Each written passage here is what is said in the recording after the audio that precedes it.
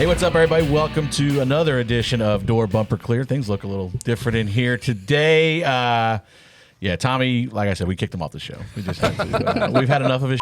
I mean, I don't know. Honestly, I'm just kidding around. Honestly, he had to fly to Florida. He's going to the France family reunion this morning, so he is not going to make it. But sitting in his place, one of our illustrious media members and fellow Dirty Mo podcast host, Jordan Bianchi. Hey, Jordan, how are you this morning? I'm well. Thanks for having me on. Bottom of the barrel. No one else to come in, and here I am. Like, you can tell how late I texted you. I was completely out of options.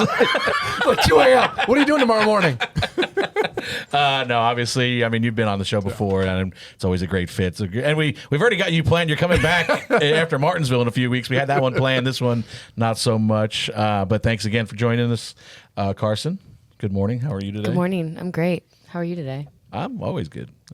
Always good? It's been a pretty good Did you start. behave yourself last night? Yeah, I went home last night.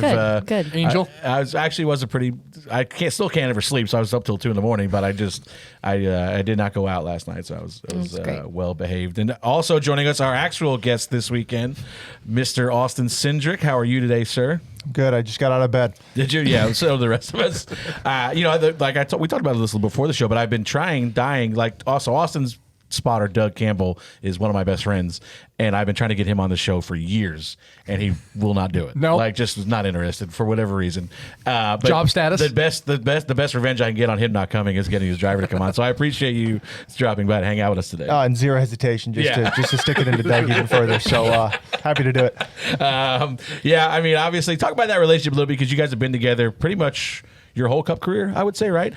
So, how's it working with Doug? I mean, literally, I know he works a lot. You guys are in a lot of meetings. When I want to go day drinking or something, he's usually at a meeting with you. So, just talk about your relationship with Doug. Yeah, I mean, I might be biased, but I feel like Doug's one of the best guys on the roof. And until I start winning more Cup races, no one's going to realize that. So that's a good motivator for me. But no, Doug works as hard as I do, and that's about all I can ask. But also his decisiveness on the roof is second to none. So I really enjoy my time with Doug, not just because we kind of get along and we're good friends, but he's somebody that's willing to put in the same amount of work as I am. And usually when we show up on race day, we're ready to rip. Yeah, and one of the things I thought was really cool, I mean, it wasn't cool. The wreck that took us all out at Daytona that we probably caused. Most guys have a bad day like that. They're going to pack up, go home, kind of pout about it. I turn around 10 laps later, it feels like you're up on the roof hanging out, talking to Doug, watching the racing, breaking down what's going on there. Like, what's the thought process there? Is it just trying to learn as much as possible? And then at the same time, you guys are on your own radio channel basically talking to each other. Yeah, so I'll take it a step further back. And when I knew that I was going to go race Cup in 2021, I stayed every Sunday because I was pretty sure that Doug was going to be my spotter, as far as kind of the options that were out there and the people that I knew. So Doug actually came to every single one of my film meetings in Xfinity and in my last year, and I went to the roof and watched him and Matt every Sunday. And being able to go up there and watch and see what he sees makes it a lot easier for me to request information from him, because I have a perspective of what he sees, what you guys see, the information, how easy it is to get it out in the right time. Not that I think that I could do his job, but just understanding and having the perspective, because there are often times I wish I could put my spotter in my race car and say, hey, this is what I can see, This is what I'm feeling, this is why I can't make these decisions, or I need your help to make these decisions. So, it's a rare, although it's a really poor opportunity because it means I was out of the race in 20 laps, but it's a rare opportunity for me to go up there and watch one of these Cup races with this car and really be able to kind of observe some of that info. And he and I will sit on 2-1 and just talk to each other because no one's on our radio anymore. So and it will just jot notes. Even the crew chief and everybody was kind of in the hauler doing the same thing. So it's a great opportunity sometimes, but it's always good to kind of get that perspective. For sure.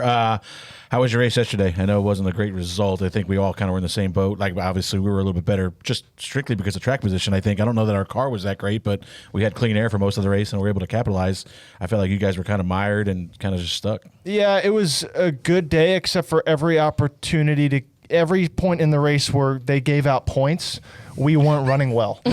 So that's a problem. That's a problem in the playoffs. So a little bit. It was a frustrating day for sure because I felt like we definitely had enough speed to be able to capitalize on on a decent day, but yeah, just not enough, and definitely doesn't put us in a bad spot for Bristol, but I feel like we just kind of run where we're supposed to, and we're definitely able to control our destiny a little bit more, but that's racing, and we'll go after it. Yeah, you talk about Bristol plus 11, I think it is going into there. A lot of unknowns this week, it seems like, with this right side tire. We heard a lot of tire wear, from the test. So, like, I don't want to ask you how you approach this week because you're going to get that asked that 1,000 times this week. But can you afford to be conservative this week, or do you just got to attack it like you would any other weekend? Yeah, I think it's like any other week for us because we do have to go out and run well and have no issues. That's for sure. And that's the best way you can control your destiny. But as you said, there are a lot of things out of your control. Especially from a tire standpoint. No one's run this right side tire. Apparently also 5 degrees of ambient temp changes how everything. It might be less than that, actually. So I woke up this morning and saw 58 in the forecast. I grabbed a hoodie. I was like, this isn't good. So it should be an interesting weekend, no doubt. I do love Bristol, but yeah, it should be a very interesting weekend. And Bristol's hard on the cars too. I don't think there's really been too many events, even when we have had, I would say, normal tire fall off, that there haven't been right front failures and things of that nature, or even steering rack failures and guys losing power steering, things like that. Bristol's a really tough track on cars, but also just, if somebody does have a problem, it's really easy to get wiped out if you're not kind of in front of the mess. So it's not a very warm and fuzzy place to go out and do it, but happy to go out and earn it. Yeah, Jordan, I know. Well, before we get to, just while we're on the topic of Bristol with this tire, what's the feedback been like from the drivers? Nobody knows. Like Austin said it. Like even crew chiefs don't know, and everybody's in this box of like, we think it may be this, but we also could be completely wrong. You go back to the spring. Remember that Saturday? Look how much tire wear there was cording. Everybody went to bed that night thinking, man, Sunday's going to be rough. People woke up Sunday, and I was talking to people in the garage, crew chiefs, NASCAR officials, whomever, and they're all saying the same thing. Oh, today's going to be rough. And then the green flag waved. What happened, Austin? There was nowhere. Yeah, I mean, we ran probably 40 laps and all creeped the bottom and kind of all looked around. We're like, I'm pretty sure Larson just go. Went to the fence and like, all right, cool, it's go time. That's it. So, and then it was normal Bristol. And that was it. And so it swung wildly from one day to the other, and we don't know. So Friday in practice and qualifying could be one thing. Saturday night, who knows? And you make the joke 5 degrees could make the difference, but you're seriously, like, we don't know. The sun comes out, the sun doesn't come out. We have no idea. So you can't sit here and logically say this is what's going to happen, because you're going to probably be completely wrong. Yeah. Good news is the sun was not going to come out in the middle of this race. I don't think. I'm guessing. It's Bristol. You never know. But yeah. Moving on to, where the hell were we? Gateway. St. Louis. St. Louis. Worldwide Technology Raceway. I was laughing during the pre-race. It was all the, like, it felt like there was maybe politicians from Illinois there or something. Yeah, well, it's in Illinois. Yeah. And I was like, I wonder how many people watching this even realize this racetrack is in Illinois. Like, that's all we ever talk about is St. Louis. But yeah, just another. I mean, it was a weird deal. Obviously, very tough to pass. I mean, you could talk about that just being mid-pack, even for us. Anybody. It just seemed like you had to be considerably better than the guy in front of you or have a little tire advantage. Yeah, the thing is, though, that is really interesting to think about is how many lanes were available on that track.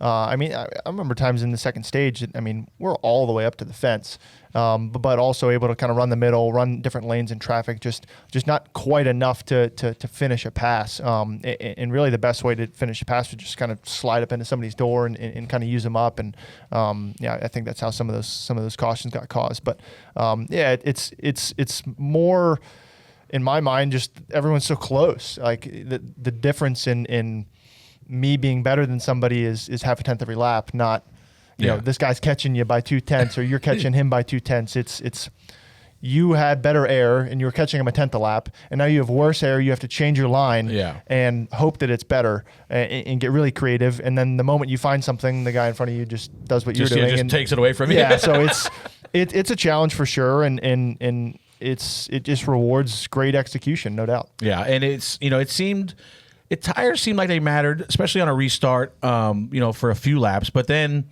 it felt like once you got heat and everything, it was kind of just leveled back out. There were some guys, I know we'll talk about, the Larson stuff later. And then, Bell and him came through the field at one point. I think it was the end of the second stage. Yeah. They restarted like 18th and 20th. Larson went flying. Looked like he had a turbo button in his car on new tires. He was passing guys on the outside, and it was just... Yeah. But then, like, it's weird. Like, you've seen...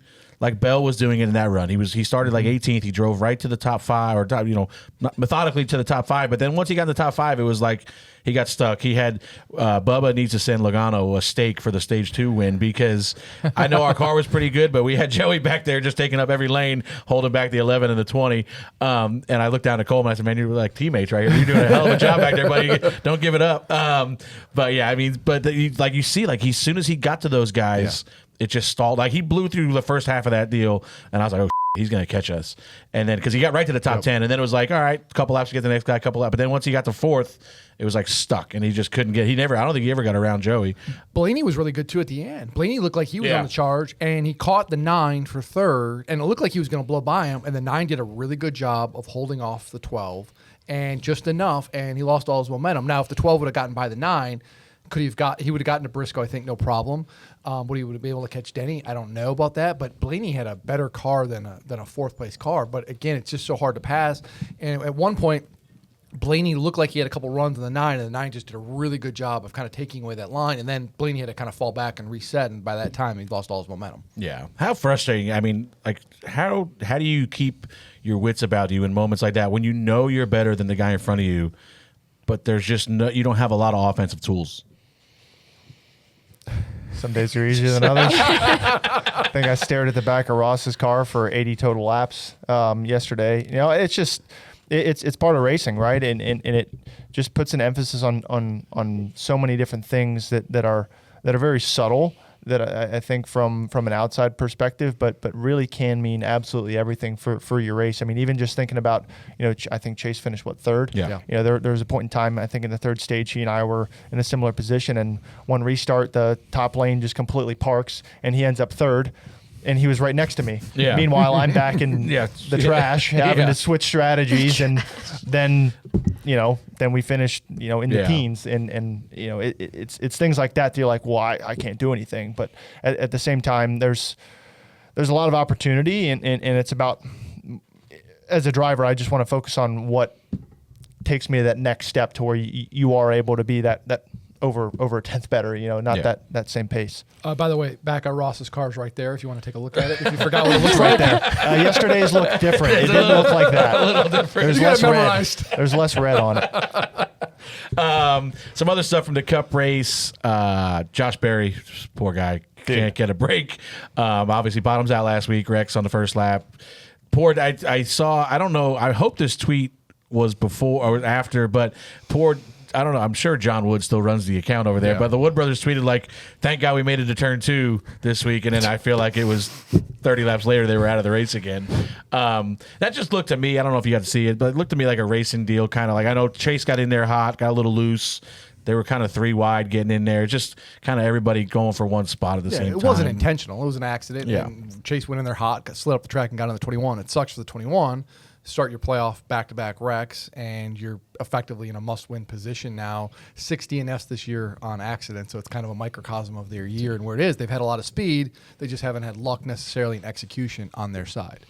How hard is that to handle? Like when you're just like it's out of your control, and it's just how do you bounce back from that? Yeah, I mean, you kind of just have to look forward. But I mean, with what happened there, I think you see that happen once a year at that track, and just guys diving off in on the inside of somebody and getting loose, and even in this car, it's possible. So, like you said, I don't see there's any negative intent there. It's just, if you're Josh, how do you accept that? Like, it's tough. I mean, even as his teammate, like it's really frustrating to see those guys, do all this work, get all ramped up for the playoffs, and they've run 40 laps. They've hardly done anything. 2 wreck unfortunately. cars. So it's and tough. I will say, like you talk about that happening a lot at Gateway.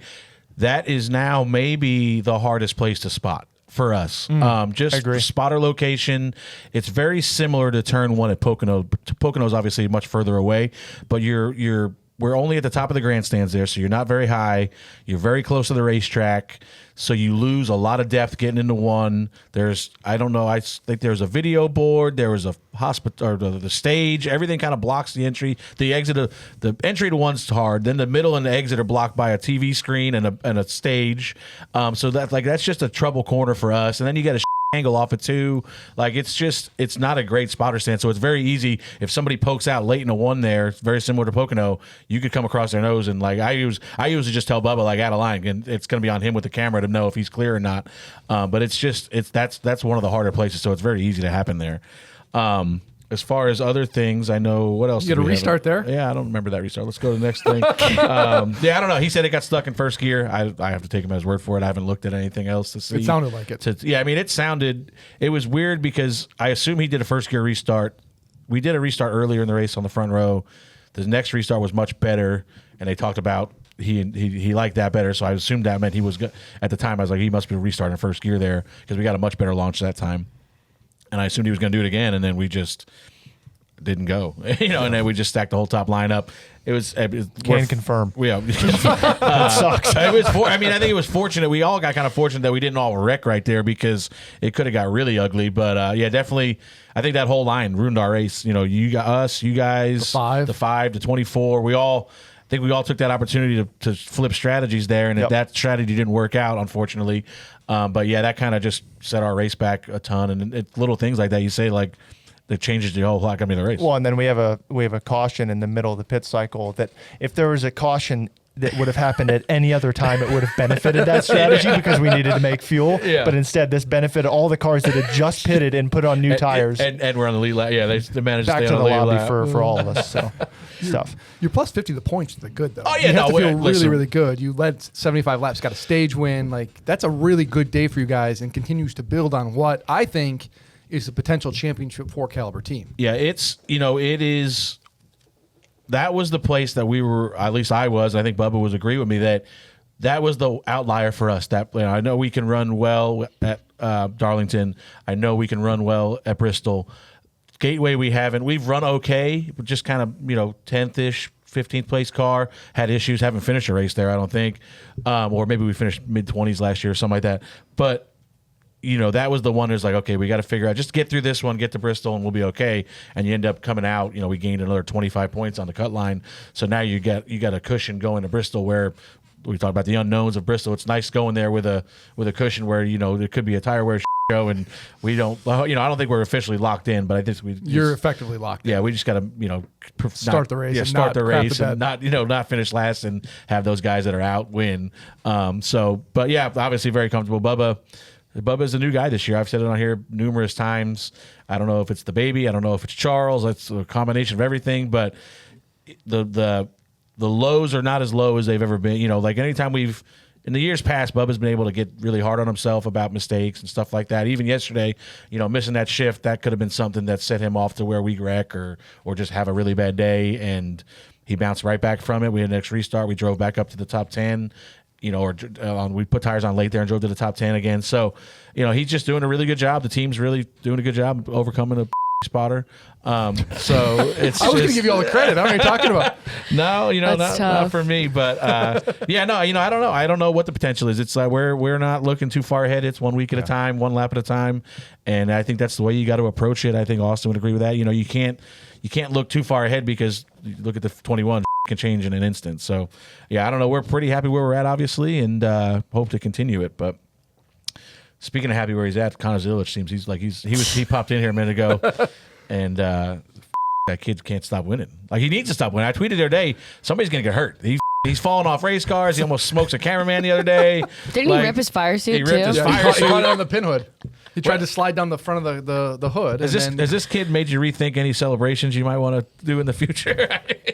Yeah, I mean, really pushing the issue here, man. I think that cameraman thing shouldn't be talked about because holy cow, that was really close. Yeah. I think about that every time. I mean, those guys are, first of all, those guys are super athletic. The guys that do, I mean, I think he probably could have jumped that wall and been fine, but good God. Can you, do you see that guy? Like, can you find that guy while you're coming around? I mean, you got everything going on the radio. Everybody's hyped up and everything. Like, how hard is it to find that guy before you start your burnout or start sliding around wherever you're going to go? In my past experience, it's been already after you started, you're like, oh, there he is. Oh, He doesn't even look phased, honestly. Like, he didn't jump or nothing. He's good. These guys are pros. I mean, it's just ridiculous how good with the equipment they have to lug around and everything.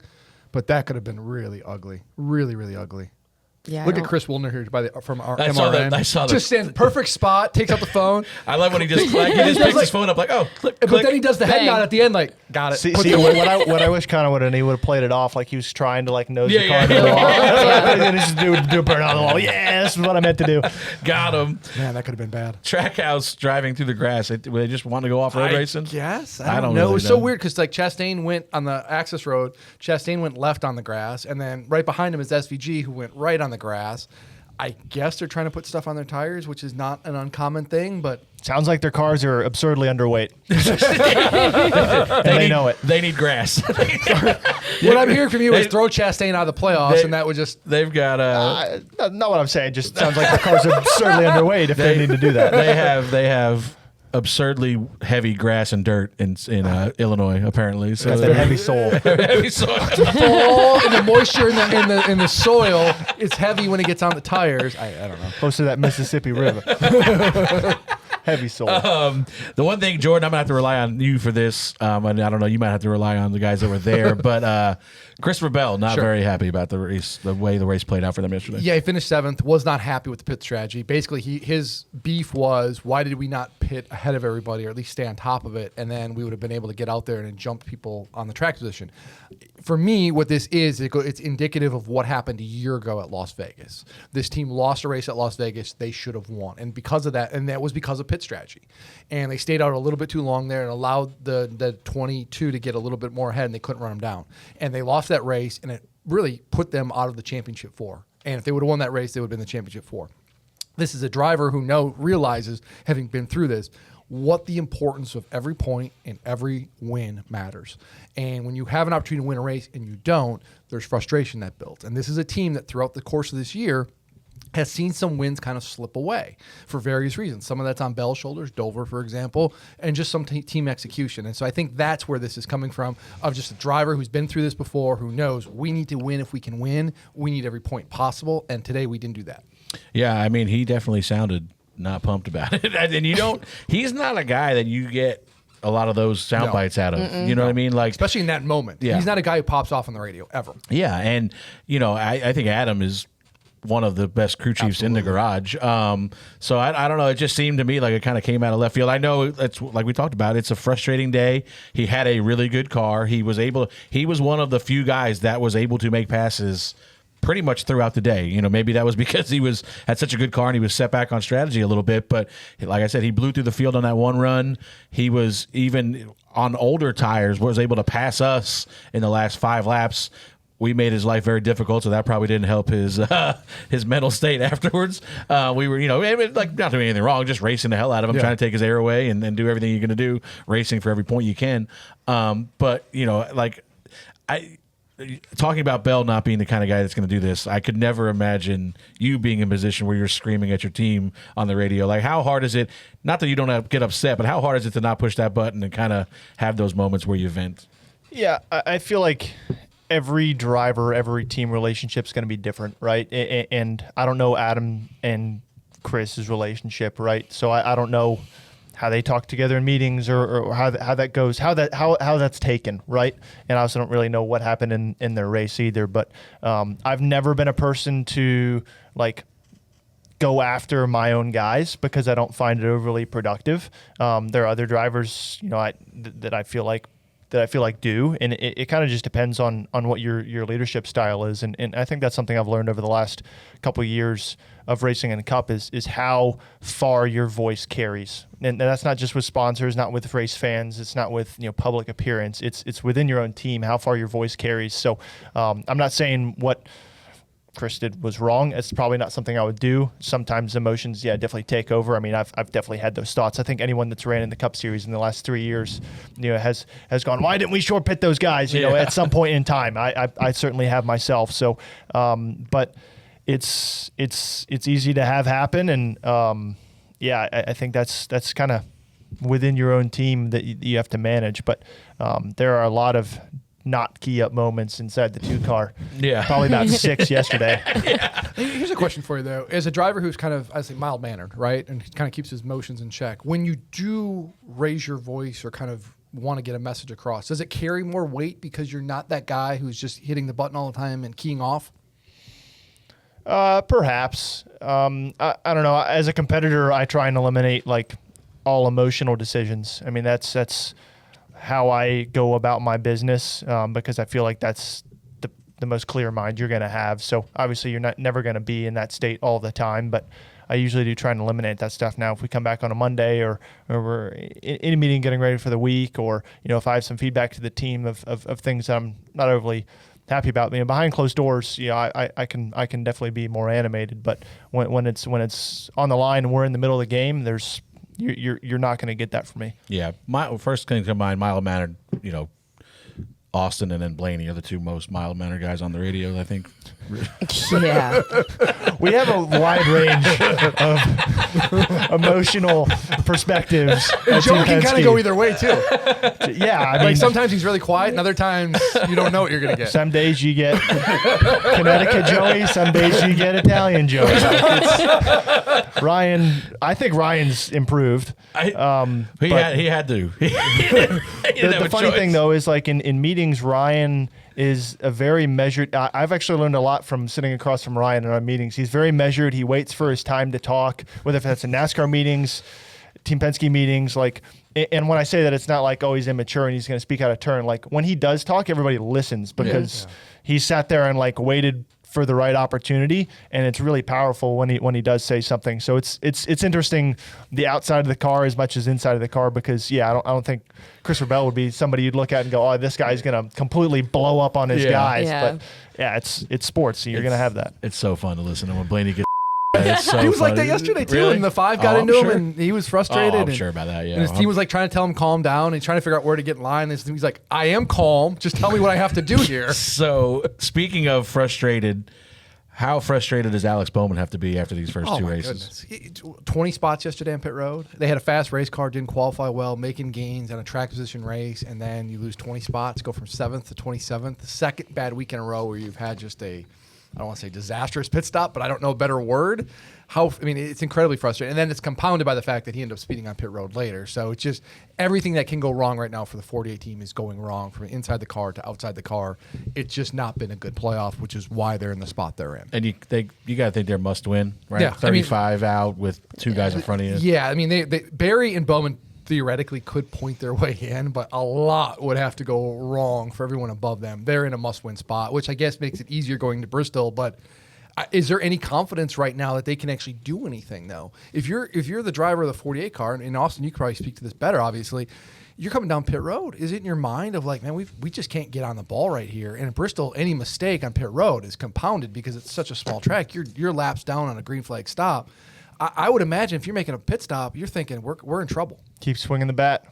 That's my message. I mean, if you're on that team, you just keep swinging the bat. It's not like they haven't been able to go out and do a pit stop all year. It's just the last 2 weeks. Yeah, no, that's the problem with this team, and that's why they're in this position where they are. Where there are moments through a course of season when they're on it, and you're like, man, that 48 car they look like a Hendrick car, and then they go through other stretches, and you're like, what is going on here? They are so far out on left field compared to their teammates, and right now they're in that bad spot, and they do not look like a Hendrick team. Yeah, I agree. Before we move on to spot on, spot off, V8 supercar racing. Like, how's that come about, and how much are you looking forward to doing that? Yeah, no, it should be a really cool adventure. I'm pretty much spending a month down there after the season's over, which is kind of sad because I miss a lot of football. But no, it's a super cool opportunity. It's something I've been wanting to do for a very long time. For those that don't know, I've raced in Australia in my past. Done the Bathurst 12-hour twice, which is different than Bathurst 1000. I've done the Bathurst 12-hour twice and done some testing down there kind of a lifetime ago, almost 10 years ago. And kind of stayed in touch with a lot of those contacts. But, through my connections with Ford and getting together with Tickford. And obviously it's a great team, great car, great teammates at one of their coolest events of the year in Adelaide. And it's their season finale. It's probably also one of the hardest tracks on the schedule next to Bathurst. So, hey, Vegas is going to be cheap. No, it should be really cool, though. I mean, the Adelaide is the old F1 circuit. Yeah. So there's a ton of history there, and Australian race fans are super passionate about V8 supercar racing and what goes on down there. So yeah, like I said, it should be a fun adventure. I should get some time to test in the car, which will be good, and try and get acclimated to shifting with the wrong hand, sitting on the wrong side of the race car. That's got to be wild. Yeah, it's funny. I woke up. There's not too many secrets down there. I've also learned because I woke up about a month ago to a text from SVG, completely unsolicited. Hey, if you want to be any good down there, you got a right foot brake. Like, nothing else, just okay, like Not a hey, hi, hello. yeah, nothing. it was pretty funny. I'm like, okay, well, I guess there's no secrets. Yeah. And second of all, thanks for the advice. How do you learn that? You can't. That's not something you can pick up right away, though, because everybody I've talked to sounds like that's a thing. It's multiple years of just doing it, and then it's ingrained in you. So how do you adapt to that? The last time I've been in a race in right foot brake was probably when I was 16 years old. So I have the skill set. It's just not something I've needed to use or wanted to apply. But I feel like with this Gen 3 car, from everyone that I've talked to so far, it's kind of a must with as clunky as the transaxle seems to be on downshift. So yeah, it's a decision I'm going to have to come to. But if there's that many guys and guys that are left foot brakers have had to transition as well. So it's something I can confidently say that I'll probably be able to figure out, and that probably won't be what's limiting me from going out and running well and having a good time. But yeah, it should be a fun challenge.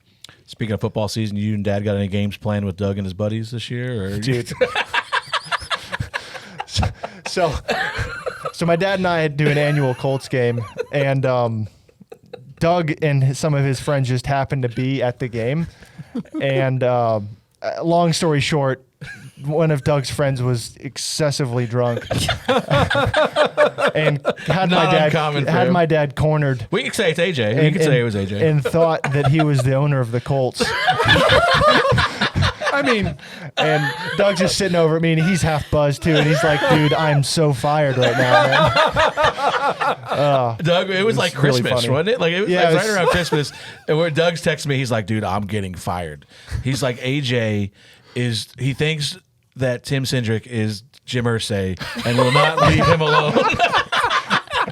somebody And when got I the say eggnog. cornered, like open, and he's a big dude. AJ's a big guy. Like tall, all of it, and he's just open mouth, just breathing on my dad, just Or he's a mouth breather. sharing all of his opinions. It was hilarious, but it was also really funny to see What did your Doug dad squirm a little say? bit. He was totally cool about it. But yeah, me and my pops do a yearly pilgrimage to the stadium there and get to go see a Colts game, which by the way, want to know. Yeah, I mean, and kicked ass yesterday. Indiana I mean, Jones, man. Yeah, that's my guy. That's my old guy, man. He's. I didn't think he was that bad, and he's proving it again. But anyway, All right. You guys ready for some spot on, spot off? absolutely. All right. Number one, Denny Hamlin wins his 5th race of the year, 59th of his career. He will get his 60th win and win his first championship this season. Spot on, spot off. Jordan? I say spot off only because if Denny wins the championship, he's going to have to win the race. But I think before he gets to the championship, he's going to win another race. So if he wins the championship, that would be career number 61. So spot 60, off. That's where you're going Yep. for that one. Yeah, I think he does win at least one more before the season ends. But Phoenix is hard. Phoenix is going to be tough because there's an organization that maybe the guy to my left drives for that has been pretty good there for the last 3 years, and we just need to hope that we can somehow shut them out of the Final Four to give ourselves a better shot at it. But yeah, Denny's on a heater right now, back-to-back poles. Wins the race this week. But it just goes to show you, I think, Austin, you could talk about this.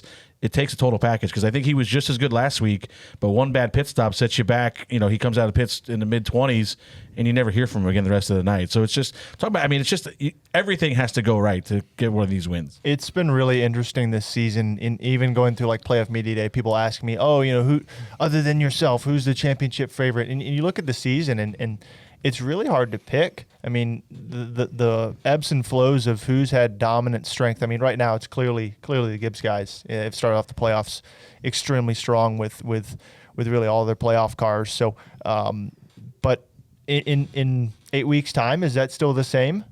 That's my biggest question. I mean, as far as I think Denny sounds. I mean, from what I've heard him talk, he sounds just as motivated to get 60 as he is at the championship. So. It should be interesting to see how that all plays out. But I'm not going to just sit here after the first 2 playoff races and think, oh, Gibbs has it under control. Yeah, Denny, Austin is obviously spot off. Denny is not winning any more races or the championship. You haven't said Denny's great today. Are you feeling okay? No, he's all right. He's pretty good. He beat us yesterday. Is that a common thread? I don't. Every Yeah, I week. say. I mean, he signs my big Denny paycheck. Hamlin Yeah, he fan? signs my Denny's great. paycheck. So he's one of my favorite people. It's only when it's a pay week that Denny's great. I don't know what's today's date. I can check and see if we get paid Friday. It's a pay week. He's great. Probably bonus time too coming up. I think if we can sneak through the next round, I think I get a little bit there. So, but yeah. Damn it! There was something else I wanted to ask you, Jordan, and I can't remember what it is now. I'm sure it was a profound question. It was very And I had a great profound. answer all lined up. So Yeah. your loss. I can't remember, so I'll just go to Right. the next one, I guess. If it comes back to you, let me know. Kyle Larson wrecks Ryan Blaney in stage 3, ruining his chance to win. Ryan said, quote, "I just want to know what I did to deserve it. That's one I've got to remember." Spot on, spot off. Freddie? Spot off for the move. It looked to me like a guy that was frustrated he couldn't pass. You listen to his comments, it sounded like he kind of maybe overshot the entry to 3, trying to get to Ryan's door to get him tight. And then he said he just misjudged it, which, I'll take him at his word for that. But it just looked like a guy that was struggling to pass Ryan, and just kind of, like you said, you talked about it. At some point you got to just bonsai entry and try to get there next to him and affect their air, and that's what it looked like to me. I don't think he maliciously went in there like, I'm going to spin Ryan out. But it just looked like a guy that was probably frustrated and just taking a bigger risk than he needed to at the time. Yeah, no, I think Kyle's constantly proven that he's not really that guy. I mean, he'll overdrive his car and make a mistake, but I don't. He's pretty brutally honest when it comes to things. But if you're Ryan, that still doesn't help. satisfy things. No different than Josh. It Yeah. still doesn't satisfy things. But it's unfortunate. It's funny. 3 laps before that, Doug came on the radio and he's like, "Hey, the only way people are making passes, and this is while I've been trying to pass Ross for 80 laps. The only way guys have been making passes is by diving it off in and just trying to get a nose ahead." And 3 laps later, I mean, that's pretty much exactly what happened. So. Yeah, there was how much they showed it on TV, Jordan, but it was all you could do to pass somebody was just either bonsai entry, get underneath them, or try to rush back the throttle and just get a little position on them to affect their exit, and then you had to race them side by side for the next 5 laps. But it was so hard to pass. It was, and that happened with the 9, and it happened with the 5 yesterday. You just made a mistake getting in there, slid up, and Kyle said afterwards, "Hey, I'm sorry, I made a mistake, wasn't intentional." Here's the question though: is this seems to happen a lot to Ryan, where he feels like, it seems like anecdotally he gets taken advantage of a little bit and gets in these spots where other drivers have a mistake and they get into him. And maybe I'm wrong here, but it just seems like it happens to him more. Whereas like a Joey or a Denny, it doesn't very often. And I'm wondering if because Ryan is so mild-mannered and is so calm behind the wheel, and he's not, I would say, an aggressive driver. He isn't somebody who goes out there and puts a bumper on somebody. If other drivers are just maybe cognizant of the fact that, hey, I can maybe use this guy up a little bit more, and because of that, these things happen. Does that make sense? What you just described is the social dynamic of being a Cup Series driver. And that's one of the hardest things to figure out how you want to manage.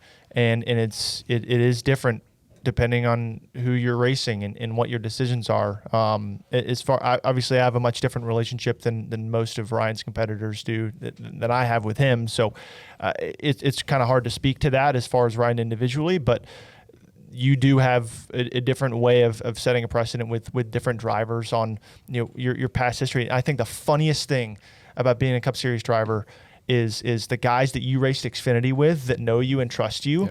Those immediately become your best friends by default. Yeah. Like it's like in grade school. Like if you're like in 7th grade and you're like there's only 3 7th graders and you're with a bunch of 8th graders, automatically you're like best friends with all the 7th graders now because those are the only people that you know and trust, and you have to like take a long time to build those relationships, and I'm sure there's a lot of pre-existing relationships. I don't know what Ryan's relationship is like with Kyle, but I'm sure that's not going to help him move forward. Here's the other thing too: is Ryan is not a driver who's going to storm down pit road and get into confrontation and raise a ruckus. Whereas if it's Joey or Denny or some other drivers, like you may have to deal with them after the race on pit road. Ryan isn't really that guy. So, and I just wonder if other drivers know this, and I don't want to say take advantage of, but in those instances, they're like, I could maybe use this guy up a little bit more because I don't have to worry about him retaliating either on the track or off the track. Yeah, I feel like no different than how I described Ryan in our meetings. He's the same way on the racetrack. Yeah. He doesn't really take a lot of and I think more people will have more guilt with screwing up Ryan's day than maybe others because of Ryan's reputation. Gotcha. And I think that carries further for longer. That makes sense. So you're advocating Ryan needs to punch more people in the face and wreck more people. It's good for business, absolutely. Yeah. It's good for us. Gives us something to talk about every week. Just checking. Every week I want more fights on pit road. I mean, I'm very clear about this. How much, and this is kind of, a lot of my prep work that I do before races goes into, especially plate races, is tendencies of guys and how other guys react in certain situations. How much are you thinking about that as you're racing? Somebody's catching you or you're catching somebody else.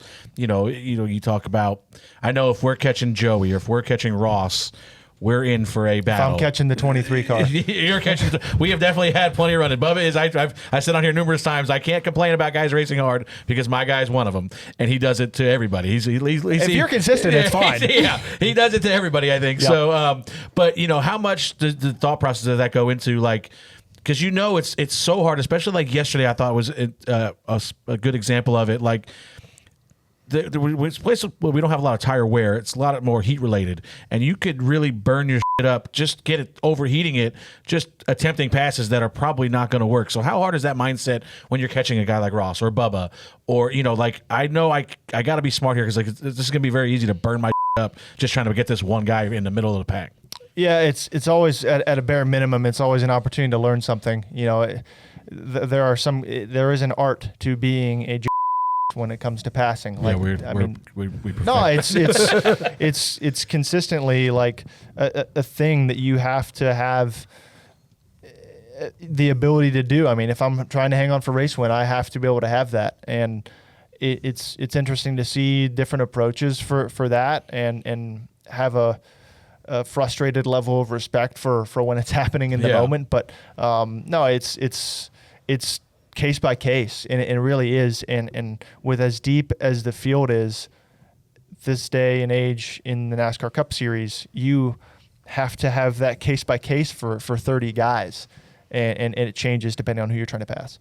Both Corey Heim and Connor Zilisch will win the championship in their respective divisions after absolutely dominating all season long. Spot on, spot off, Austin.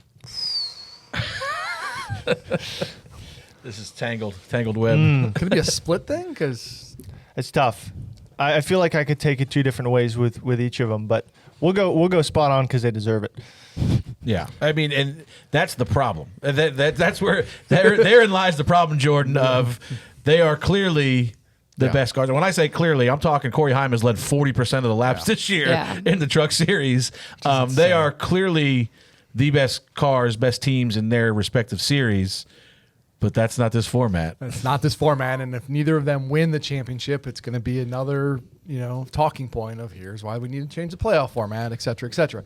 I will say this. I like Corey Heim's chances better than I like Connor Zilisch, and this isn't a knock on Zilisch. I agree. I just think that the Heim is clearly head and shoulders. One, he's a great talent with a great team, and two, he's got so much experience compared to a lot of the Truck Series guys who are still kind of coming into their own. It's such a combination that just elevates him above everyone else. The thing with Connor Zilisch that jumps out to me, he's going to be great. He's going to probably make the championship four just based on the point accumulation he has. The problem is, where's the championship at? It's at Phoenix.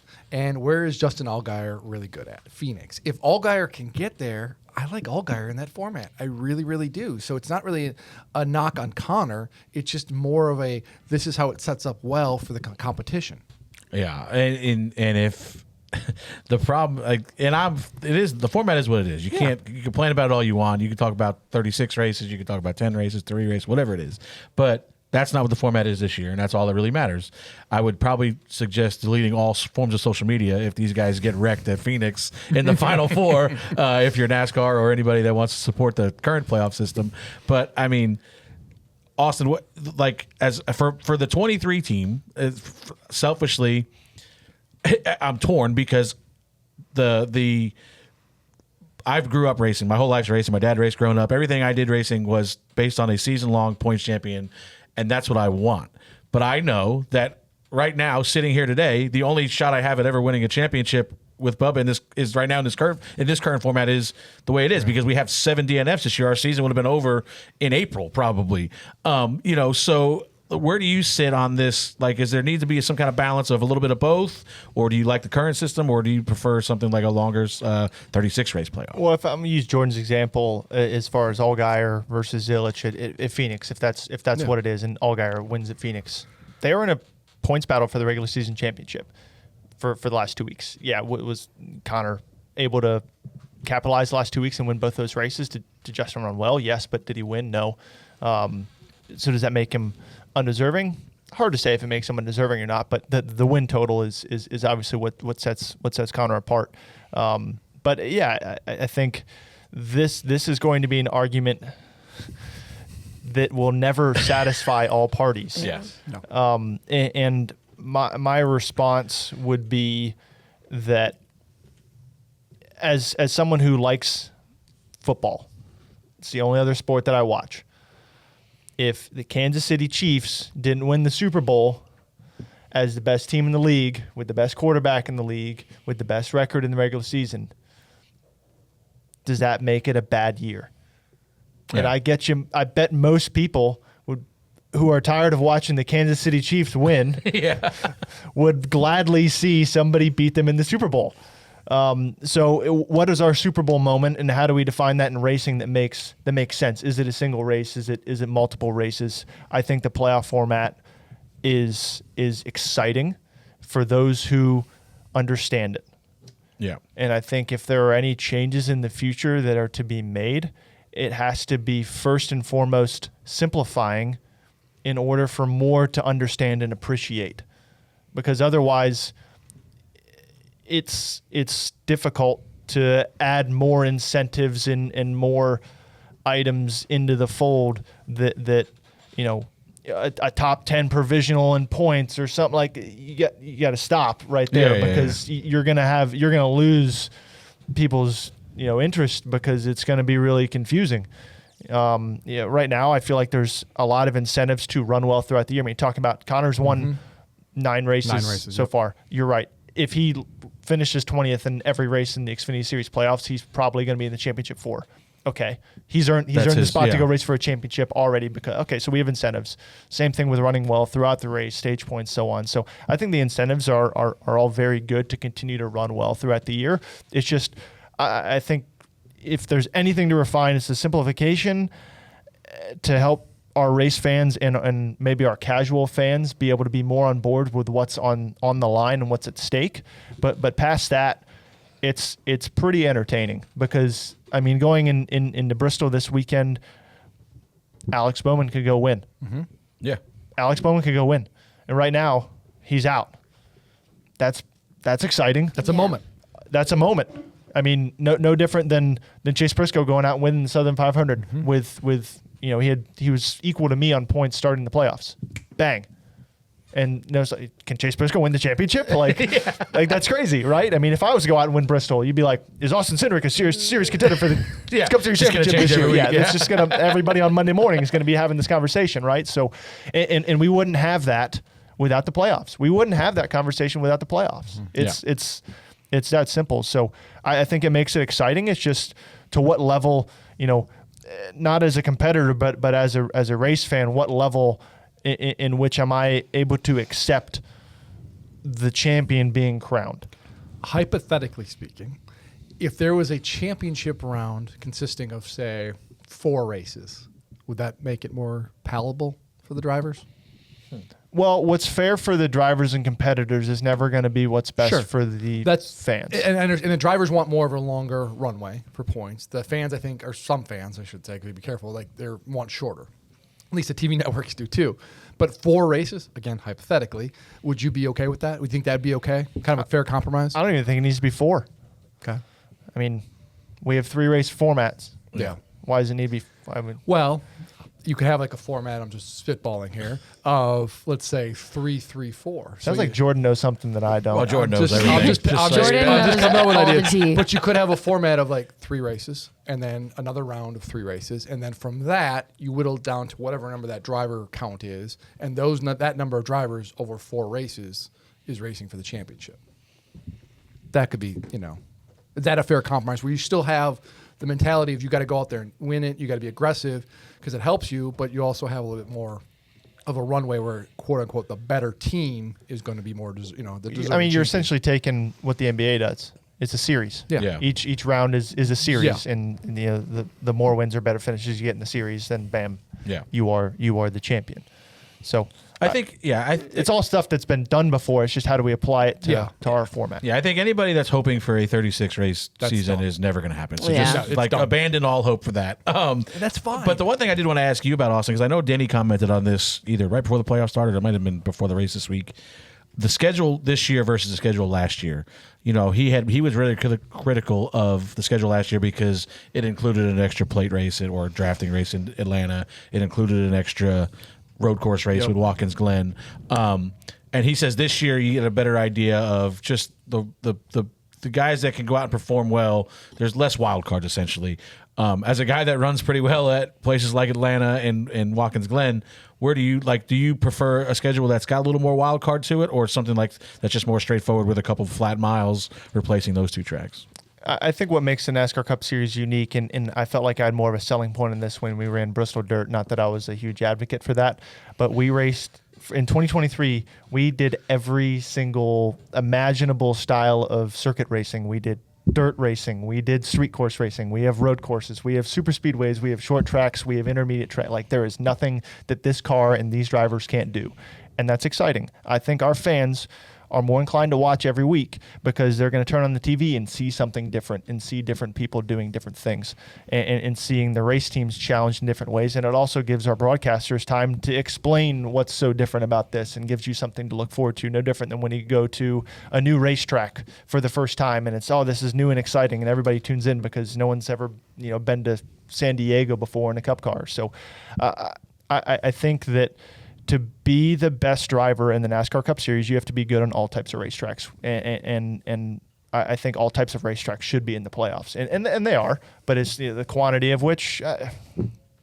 It's not really up for me to say that, to be honest. And I think NASCAR does a good job of kind of shifting a little bit. Next year, New Hampshire's coming out, Homestead's going in, so you're getting, Watkins Glen's out this year. You're getting a little bit of a different every year, but you also have mainstays as well, whether it's a Phoenix or Martinsville or Rollville, Rollville. Oh, exactly. Jordan, for you, I think this goes back with the tug of war between the fans and the drivers and everything else. I think if you asked maybe not most drivers, but most drivers I think would rather run Gateway than Atlanta that are in the playoffs. Almost 100%. And the fans, I think you may not be. I think you may be the opposite of that possibly because how well you guys run in those style races. But the fans, I think, would all agree they'd rather watch a race in Atlanta than Gateway. So, how do we find that balance? It is. It's a constant tug of war between entertainment versus sport. But we see that in all sports. The NFL, 20 years ago, was a very defensive-oriented league.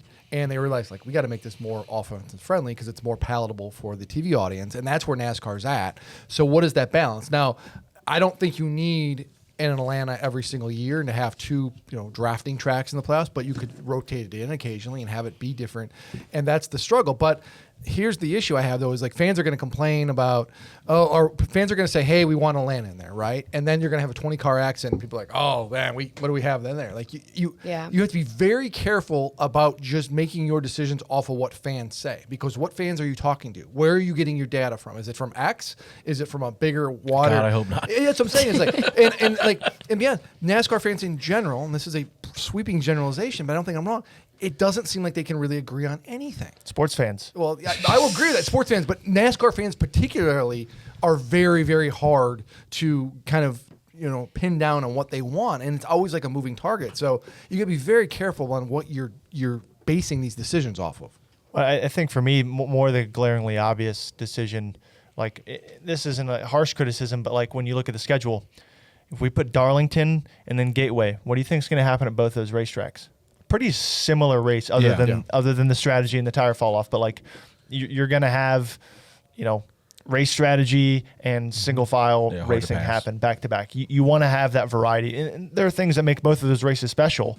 But, the traditionalism of Darlington and obviously, Gateway's got a lot of different challenges. But I think emphasizing the variety and sensationalizing that is, I think, much greater than doing the same thing week to week.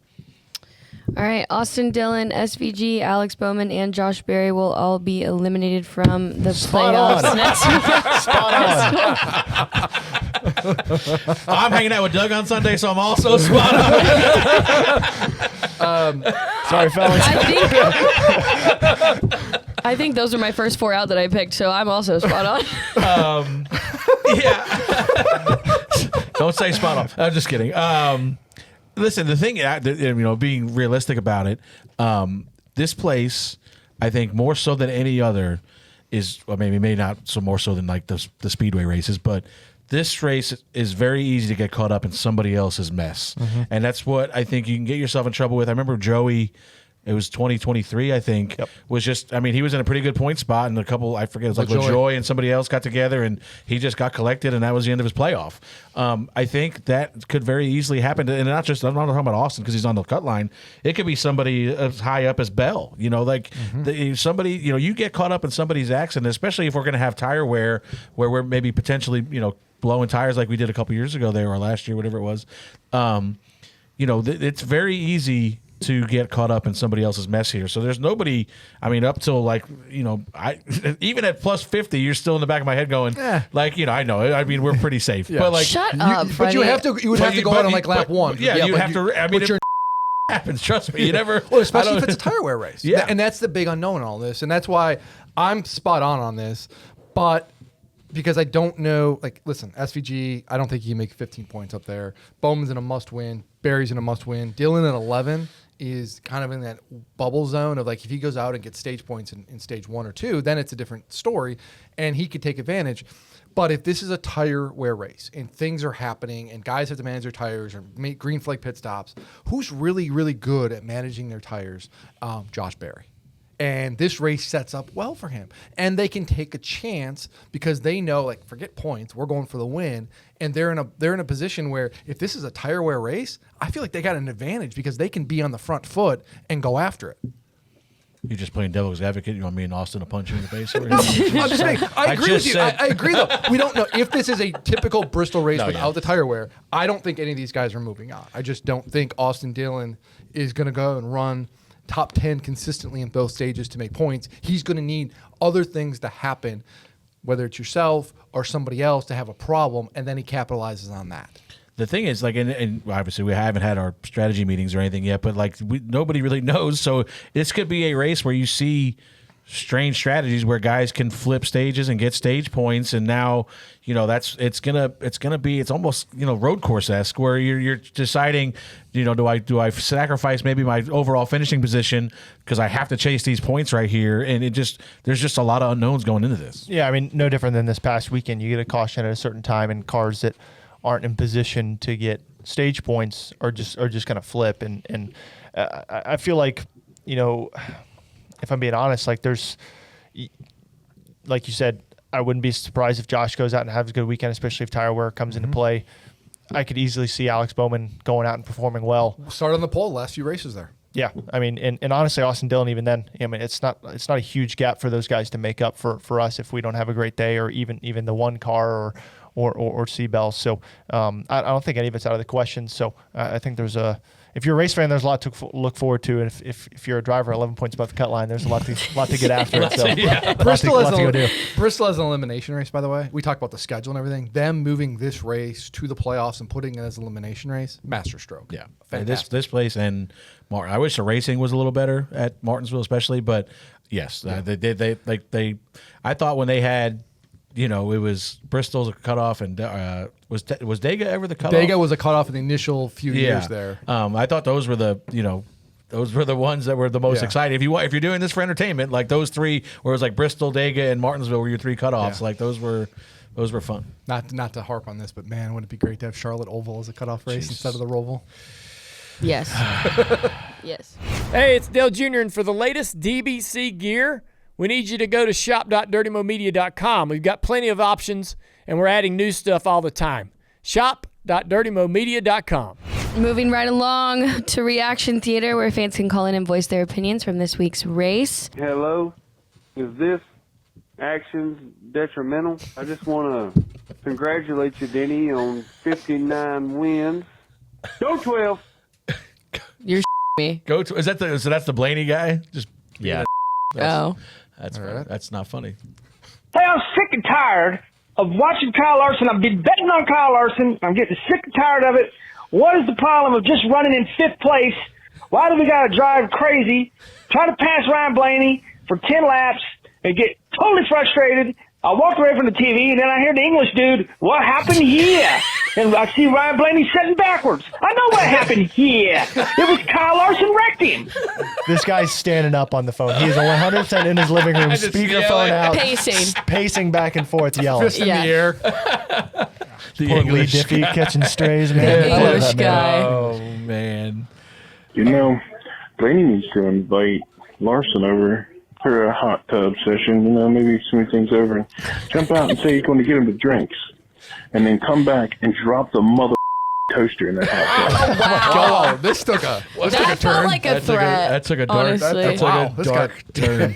Wow. Okay. Yeah, we had a run on here where some Blaney fans were getting in their bathtubs with toasters. Blaney fans are passionate They people. are. They are. We're not for going to sure. be like an accomplice to anything, are we? No, don't do that. That's a disclaimer. Yeah. We do not advise. I signed something before the show. Am I in trouble? I thought about that last call. Like, we talked about, like, you see decisiveness on X and wherever else.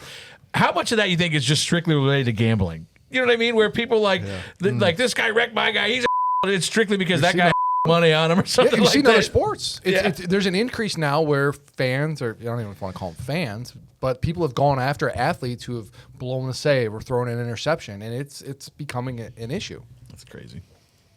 We Blaney fans have got it all wrong. We need to not get in They're the wrong. hot tub with the toaster. See? What we do is we get the hot tub set up, and then we leave little pieces of paper leading up to the hot tub that say things like, come run a dirt race, or open wheel tryouts in Indy, and then hung money gets in the hot tub, and then we throw the toaster in at it. Wait. Okay. The toaster things, this is... It's just been a good 3 years. Yeah. It's been going on for, yes. Yeah. So that wasn't just the last guy that No. thought that... No, No, this so- is a thing. If so you're a the- Ryan Blaney fan, you know the there's toaster. you have a toaster in your kitchen with a 12 on it. Yes. Yes. And Jesus. And well, you the take thing it to is, the bathtub it was with like, you every I once in forget a what while. year. It was actually the year he won the championship, I think. He had a summer, like a really bad summer.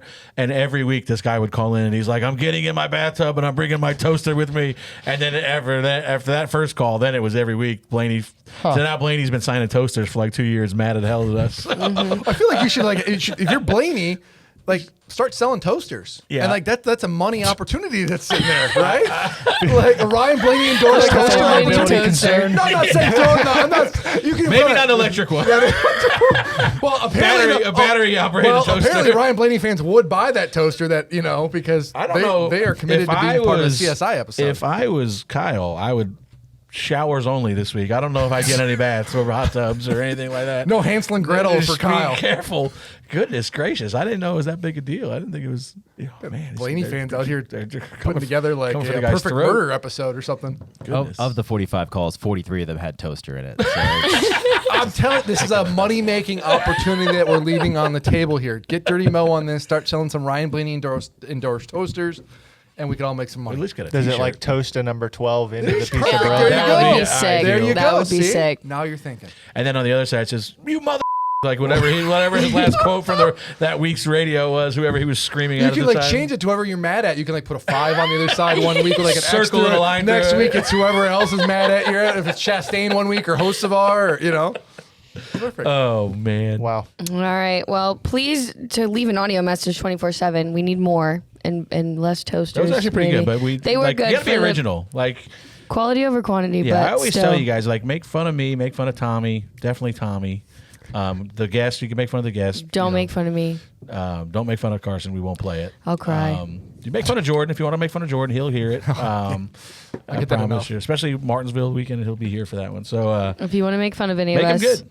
call our number 704-802-9572, and we will play the best ones each week on the show. All right, Ask DBC. You can send in your questions on X each week using hashtag AskDBC. For Austin, would you like to run the Indy 500, Coke 600 double someday, and what other drivers would you like to see do it? Absolutely. Not in a rush to go do it, but my family has a pretty long history with that race, and I see my racing career as incomplete without ever doing the 500.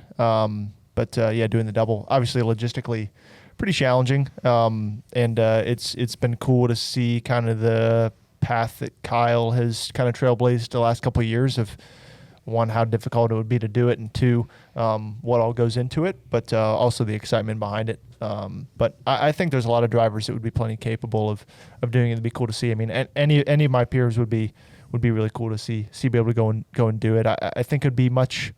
I'm not saying this in a way that is maybe disrespectful towards like IndyCar drivers, but I feel like it would be much more difficult to be an IndyCar driver and come do do the the other way 600 around. just because of the lack of testing and lack of preparation that you would need to expect to go out and run well, Perform or at least even know what's going on or represent yourself well. Whereas, IndyCar, you have, a week of practice and so on to be able to kind of get lined up. So, but it would be cool to see one of those guys cross over and come do it sometime. When you look at next year's schedule, there is very, very likely going to be an IndyCar race at Phoenix next year, the same weekend as the NASCAR Cup Series race at Phoenix in the spring.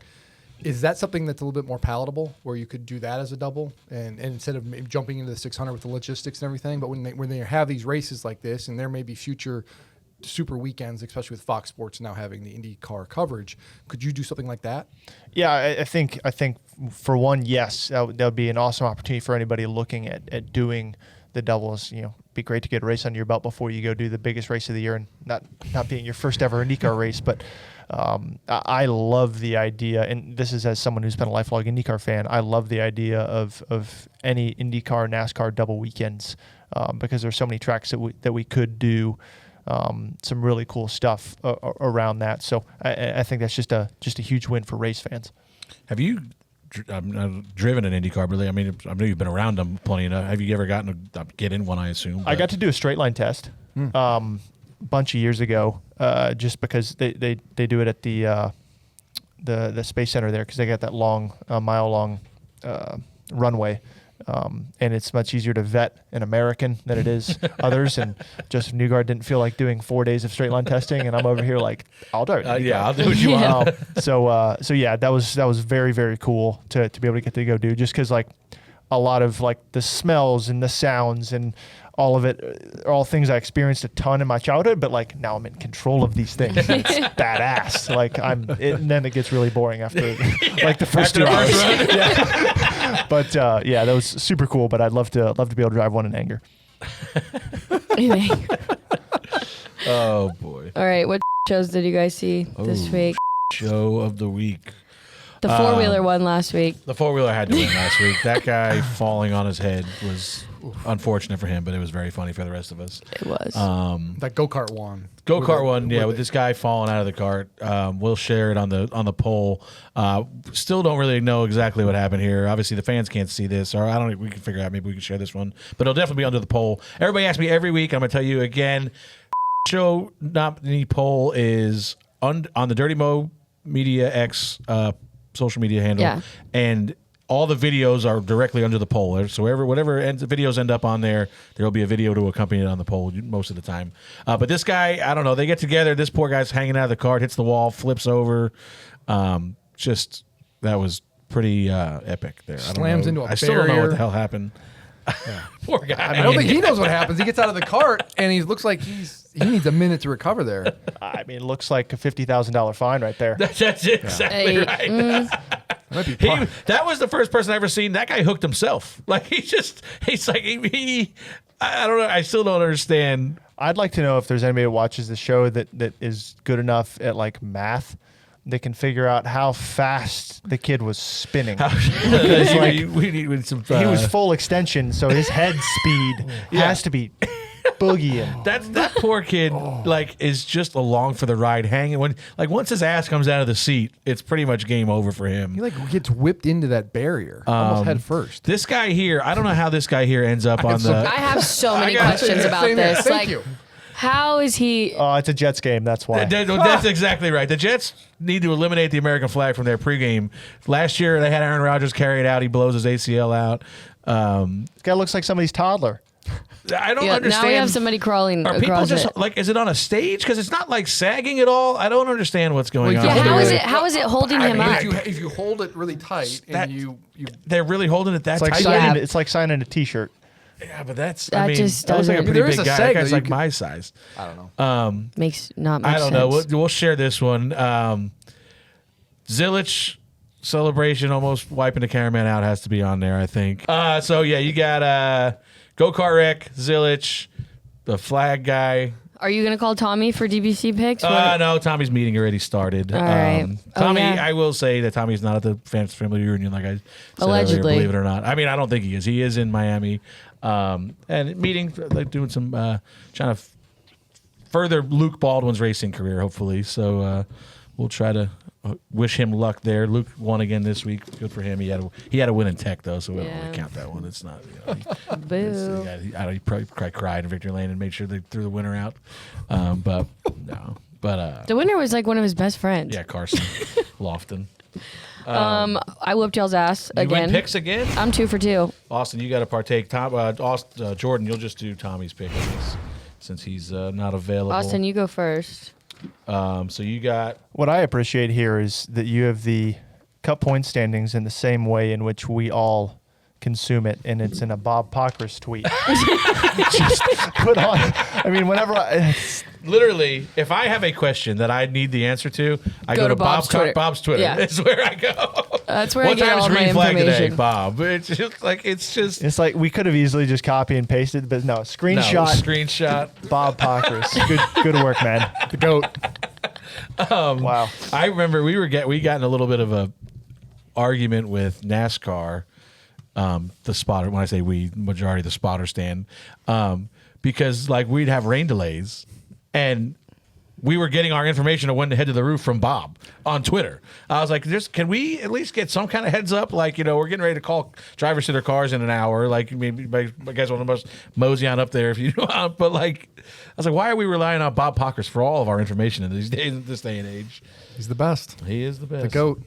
Putting entirely too much thought into this. Way too No, quiet it right is- now. Well, the guests are winning by 3 races already. So No pressure. you gotta uphold. I mean, the your stand- guests are more informed than the hosts. Yes, that's like. Well, half of them pick themselves or their own driver. And So it's won. insider trading, It's trade. Yeah, it was honestly. illegal. I think we should probably get them thrown out of sport. Well, it's easy. I'm the first pick. I'll just pick Denny Hamlin. That's it. That's a There good you pick. There we go. That was gonna be my pick though, so I don't think I like. Why? that. Because you think he's great. I think he's great. I've told you that numerous times. Who goes next? Me? No. Oh, it's Jordan. me. I'm taking Kyle Larson. Guy You who had mother. Ooh, That's what I was going to pick. Spicy. I mean, Wow. Jeez. I've been sitting here thinking so hard. Wow. thinking so hard about that. Yeah. Now you're They call a lot of screwed. names, but that's That's the MF. Sorry, That was the hard came out of me. I apologize. wow. Jeez. Okay. I didn't really mean my that. concern with Larson is I don't know how the tires. I think he's been the best guy at Bristol for the last numerous races. This but is- tire saving may be an issue. If that's an issue, but we don't know. If Yeah. this tire is the same as it was this race last year or in the spring, and it's more of a less wear, then I'm taking the guy who led 411 laps in this race and is really, really good here. Yeah, that's a good point. I wasn't allowed to pick Kyle Larson.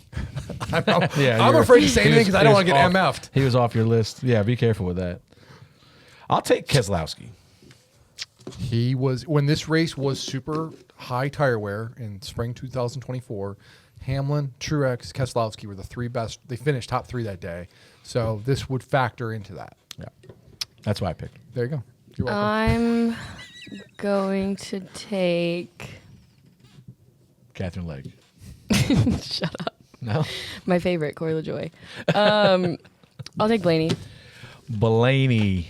Great pick. I think it's a wonderful pick. Get your toaster ready. Thank you. toast for breakfast If that he morning. wins, like he should you guys should take a photo. Have some of the DMM crew go over there and take a photo with him in Victory Lane with a toaster. He, I mean, Is he aware of the toaster thing? He's Oh, not yeah. aware. Oh yeah, oh yeah. Okay. He's been signing toasters for like a year now. Yeah. Like I don't know that he came on earlier in the year, and I think he was aware of it beforehand because there's people that were making T-shirts about it like the last couple of years. So I think he was aware of it, but then he's gotten the full force of it this year. I think. Yeah. But yeah, there was a guy. He came to like JRM Fan Day and had a toaster that was signed by All of us. and Blaney and everybody else. I was like, oh man, Yeah. they're taking this pretty far. What else was there this week? The Xfinity playoffs. A couple things I thought came out of there.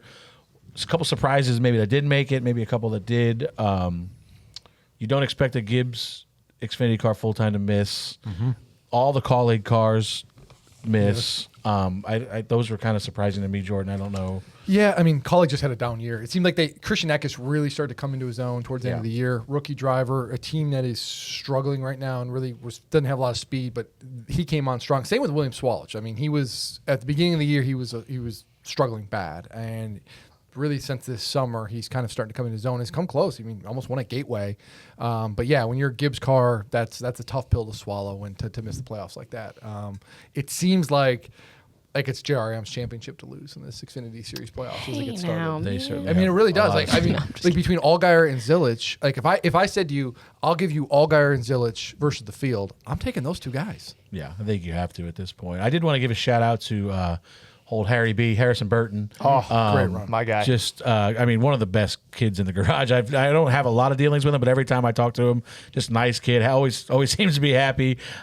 Takes a car that was outside the top 30 in points last year at this point and finishes, I think he's 11th in points right now with it. I don't know where they're at after the reset, obviously, but that's not easy to do, Austin. I mean, that's obviously a underfunded team compared to some of the other ones, and to get in there and have that much improvement, 20-something spots in the standings is great for Harry and really good for Harrison. Yeah, no, I'm a board member of the Harrison Burton fan club for sure.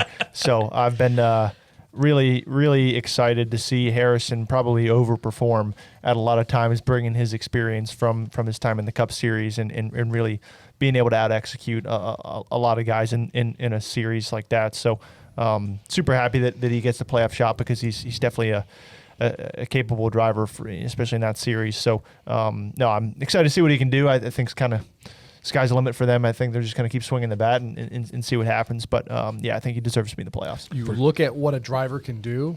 This is a perfect example. No offense to Haley Deegan, but look at what Haley Deegan last year did versus what Harrison did this year. Harrison doesn't make a lot of mistakes. That team has got potential. A few years ago with Brett Moffitt in that car, they were consistently running well, and Harrison's kind of helped resurrect that, and he put himself in a good position to get noticed. And the other thing to notice is something you guys mentioned on the show last week. Haas is going to Chevrolet next year, so they're no longer going to be a Ford Xfinity Series team.